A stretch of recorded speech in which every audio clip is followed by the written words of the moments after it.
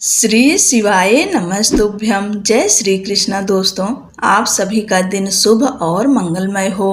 भगवान भोलेनाथ अपनी कृपा आप सब पर सदैव बनाए रखें।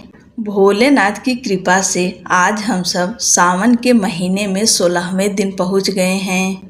16वें दिन श्रावण महात्म्य के 16वें अध्याय का श्रवण किया जाता है। 16वें अध्याय में शीतला सप्तमी व्रत का वर्णन तथा व्रत कथा है। भगवान भोलेनाथ का ध्यान करते हुए और शीतला माता का ध्यान करते हुए कथा को सुनिए। ईश्वर बोले, हे सनत कुमार, अब मैं शीतला सप्तमी व्रत को कहूँगा। श्रावण मास में शुक्ल पक्ष की सप्तमी तिथि को यह व्रत करना चाहिए। सबसे पहले दीवार पर एक वापी का आकार बनाकर अशरीरी संज्ञक दिव्य रूप वाले 7 जल देवताओं, 2 बालकों से युक्त पुरुष संज्ञक नारी, 1 घोड़ा, 1 वृषभ तथा नर वाहन सहित 1 पालकी भी उस पर बना दें। इसके बाद 16 उपचारों से 7 जल देवताओं की पूजा होनी चाहिए।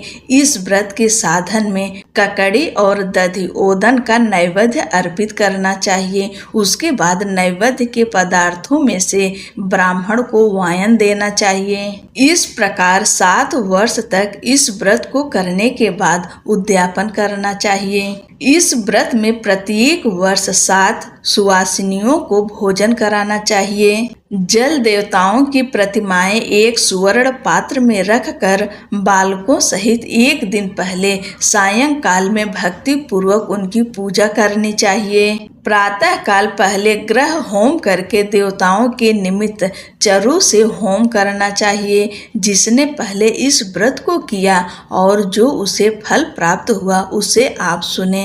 सौराष्ट्र देश में शोभन नामक एक नगर था। उसमें सभी धर्मों के प्रति निष्ठा रखने वाला एक साहूकार रहता था। उसने जल रहित एक अत्यंत निर्जन वन में बहुत पैसा खर्च करके शुभ तथा मनोहर सीढ़ियों से युक्त पशुओं को जल पिलाने के लिए सरलता से उतरने चढ़ने योग्य दृढ़ पत्थरों से बंधी हुई तथा लंबे समय तक टिकने वाली एक बावली बनवाई। उस बावली के चारों ओर थके राहगीरों के विश्राम के लिए अनेक प्रकार के वृक्षों से शोभायमान एक बाग लगवाया। लेकिन वह बावली सूखी ही रह गई और उसमें एक बूंद पानी नहीं आया। साहूकार सोचने लगा कि मेरा प्रयास व्यर्थ हो गया और व्यर्थ ही धन खर्च किया। इसी चिंता में विचार करता हुआ वह साहूकार रात में वहीं सो गया। तब रात्रि में उसके स्वप्न में जल देवता आए और उन्होंने कहा कि हे धनद, जल के आने का उपाय तुम सुनो।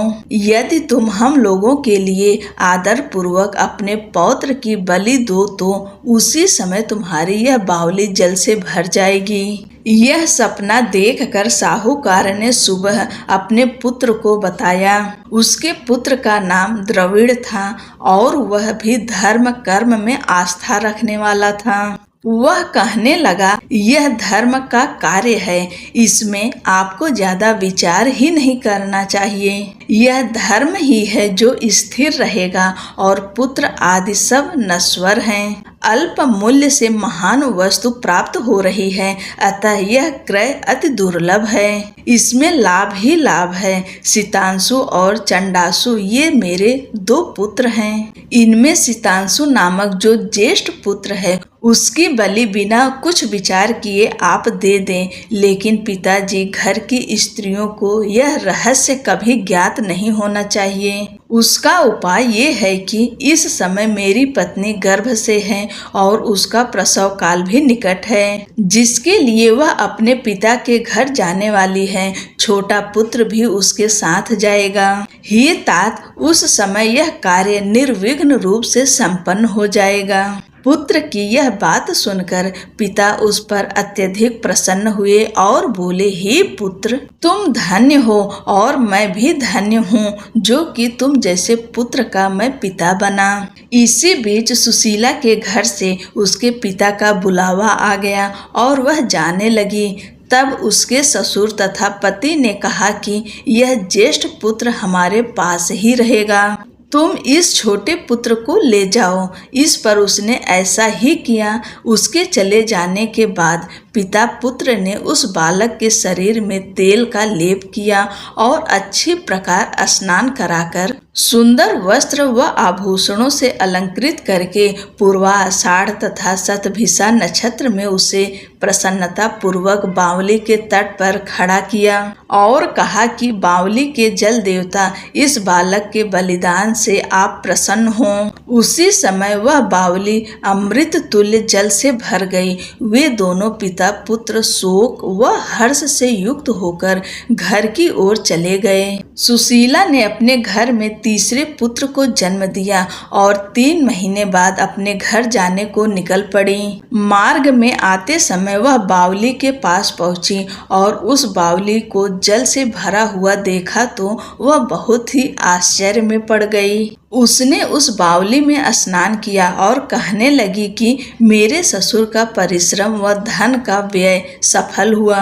उस दिन श्रावण माह के शुक्ल पक्ष की सप्तमी तिथि थी और सुशीला ने शीतला सप्तमी नामक शुभ व्रत रखा हुआ था। उसने वहीं पर चावल पकाए और दही भी ले आई। इसके साथ जल देवता का विधिवत पूजन करके दही भात तथा ककड़ी फल का नैवेद्य अर्पण किया तथा ब्राह्मणों को वायन देकर साथ के लोगों के साथ मिलकर उसी नैवेद्य अन्न का भोजन किया। उस स्थान से सुशीला का ग्राम 1 योजन की दूरी पर स्थित था। कुछ समय बाद वह सुंदर पालकी में बैठ दोनों पुत्रों के साथ वहां से चल पड़ी। तब वे जल देवता कहने लगे कि हमें इसका पुत्र जीवित करके इसे वापस करना चाहिए, क्योंकि इसने हमारा व्रत किया है। साथ ही यह उत्तम बुद्धि रखने वाली स्त्री है। इस व्रत के प्रभाव से इसे नूतन पुत्र देना चाहिए। पहले उत्पन्न पुत्र को यदि हम ग्रहण किए रह गए तब हमारी प्रसन्नता का फल ही क्या। आपस में ऐसा कहकर उन दयालु जल देवताओं ने बावली में से उसके पुत्र को बाहर निकालकर माता को दिखा दिया और फिर उसे विदा किया। बाहर निकलकर वह पुत्र माता माता पुकारता हुआ अपनी माता के पीछे दौड़ पड़ा। अपने पुत्र का शब्द सुनकर उसने पीछे मुड़कर देखा। वहां अपने पुत्र को देखकर वह मन ही मन बहुत चकित हुई। उसे अपनी गोद में बिठाकर उसने उसका माथा सूंघा, किंतु यह डर जाएगा इस विचार से उसने पुत्र से कुछ नहीं पूछा। वह अपने मन में सोचने लगी कि यदि इसे चोर उठा लाए तो यह आभूषणों से युक्त कैसे हो सकता है, और यदि पिशाचों ने इसे पकड़ लिया था तो दोबारा छोड़ क्यों दिया। घर में संबंधी जन तो चिंता के समुद्र में डूबे होंगे। इस प्रकार सुशीला सोचती हुई वह नगर के द्वार पर आ गई। तब लोग कहने लगे कि सुशीला आई है। यह सुनकर वे पिता पुत्र अत्यंत चिंता में पड़ गए कि वह न जाने क्या कहेगी और उसके पुत्र के बारे में हम क्या जवाब देंगे। इसी बीच वह तीनों पुत्रों के साथ आ गई। तब ज्येष्ठ बालक को देखकर सुशीला के ससुर तथा पति घोर आश्चर्य में पड़ गए और साथ ही बहुत आनंदित भी हुए। वे कहने लगे, हे शुचि स्मिते, तुमने कौन सा पुण्य कर्म किया अथवा व्रत किया था। हे भामिनी, तुम पतिव्रता हो, धन्य हो और पुण्यवती हो। इस शिशु को मरे हुए 2 माह बीत चुके हैं और तुमने इसे फिर से प्राप्त कर लिया और वह बावली भी जल से परिपूर्ण है। तुम एक पुत्र के साथ अपने पिता के घर गई थी, लेकिन वापस तीनों पुत्रों के साथ आई हो। हे शुभ्रु, तुमने तो कुल का उद्धार कर दिया। हे शुभानने, मैं तुम्हारी कितनी प्रशंसा करूं। इस प्रकार ससुर ने उसकी प्रशंसा की। पति ने उसे प्रेम पूर्वक देखा और सास ने उसे आनंदित किया।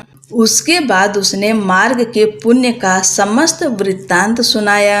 अंत में उन सभी ने मनोवांछित सुखों का उपभोग करके बहुत आनंद प्राप्त किया। हे वत्स, मैंने इस शीतला सप्तमी व्रत को आपसे कह दिया है। इस व्रत में दधी, ओदन, शीतल, ककड़ी का फल शीतल व बावली का जल भी शीतल होता है तथा इसके देवता भी शीतल होते हैं। अतः शीतला सप्तमी का व्रत करने वाले तीनों प्रकार के तोपों के संताप से शीतल हो जाते हैं।